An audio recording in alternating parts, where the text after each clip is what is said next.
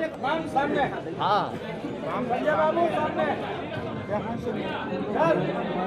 नमस्कार, मैं रविकांत। लोजपा रामविलास ने अपनी 5 सीटों के लिए एमएलसी चुनाव के लिए प्रत्याशी का घोषणा कर चुके हैं।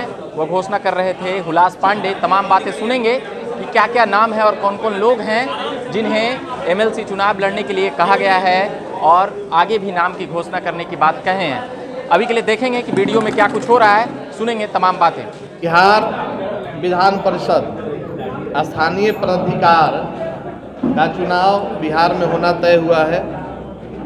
नोटिफिकेशन हो गया।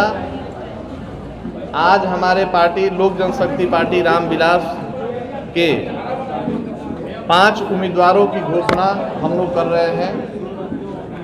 5 उम्मीदवार हमारे हैं।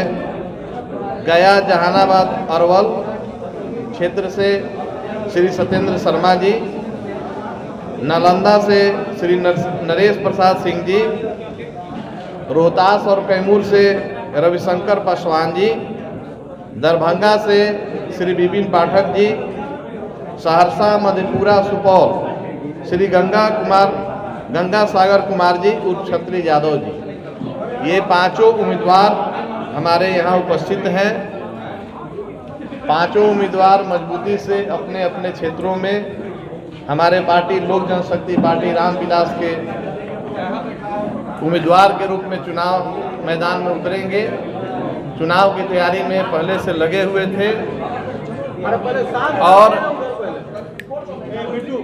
साथ ही पार्टी के जो सपने हैं, पार्टी के जो विजन है, उसको मजबूती से त्रिस्तरीय जनप्रतिनिधियों के बीच में रखते हुए अपने जीत को सुनिश्चित करेंगे। हमारे पार्टी के राष्ट्रीय अध्यक्ष आदरणीय श्री चिराग पासवान जी के विजन को मजबूती प्रदान करेंगे और अपने क्षेत्र से जीतकर त्रिस्तरीय पंचायत प्रतिनिधियों का जो अधिकार का बात है, सम्मान का बात है, उसको मजबूती में सदन में रखने का काम करेंगे। आप लोगों का और कोई प्रश्न हो तो? सर, कुल कितनी सीटों पर उम्मीदवार उतारेंगे? 5 सीटों का ऐलान तो आपने किया है।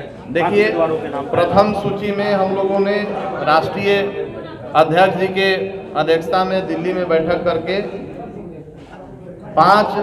प्रथम सूची में 5 उम्मीदवारों का चयन कर लिया गया है।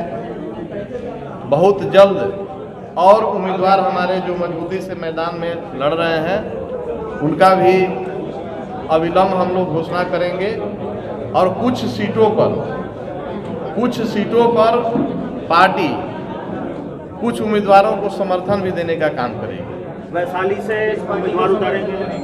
वैशाली पर राष्ट्रीय अध्यक्ष जी वैशाली, जमुई, सारण ऐसे सीटों पर बहुत जल्द निर्णय पार्टी करेगी। राष्ट्रीय अध्यक्ष जी आएंगे और जल्द ही हम लोग इसकी भी घोषणा करेंगे। अभी तक 5 का हम लोगों ने घोषणा कर दिया है। आप धैर्य रखिए, 1 से 2 दिनों में और सीटों को भी जानकारी आप लोगों को दे दी जाएगी। हम ऐसे कुछ निर्दलीय उम्मीदवार भी मैदान में उतरे हुए हैं जो हमारे पार्टी के जो विजन है उसके अनुरूप वो काम करना चाहते हैं, तो वैसे निर्दलीय उम्मीदवार को भी पार्टी समर्थन देगी।